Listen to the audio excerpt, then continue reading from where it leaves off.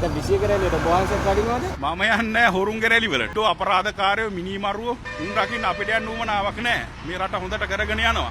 පොඩි පොඩි අඩුපාඩුකම් මේ ආණ්ඩුවේ තියෙනවා. අපි ආණ්ඩුව පත් කරන්න කැප වුණා කියලා නේ අපි ඒවා පෙන්වා දෙනවා. අපි ඉන්නේ රටේ මහජනතාව පැත්තේ ඉන්නේ. හරිද? අපි මහජනතාව ගැන හිතලා තමයි මේ ආණ්ඩුව මේ ජනාධිපතිවරයා පත් කරගත්තේ. ඉතින් මේ ජනාධිපති හෝ ඒවා ආණ්ඩුව වරදක් කරනවා නම් අපි පෙන්වා දෙනවා. හැබැයි කිසිම වෙලාවකදී මේ රටේ මිනිස්සු එකතු වෙලා අරගල කරලා ගහලා පන්නපු අර හොරු ටික ගේන්න නම් මරලා දැම්මත් නැත ඉතින්. කියන්න කෑල්ලෙන් කෑල්ල කපලා දැම්මත් අපේ දෙමව්පියෝ අපි හොඳට ජාතක කරලා තියෙනවා. හොරුන්ට කඩේ යන්නේ නැහැ මහත්තයෝ. දැන් මේ 21 රැළිය තියන්නේ මේ ජනතාවට දුන්නු පොරොන්දු මතක් කරන්න කියලානේ කියන්නේ විපක්ෂ කණ්ඩායම.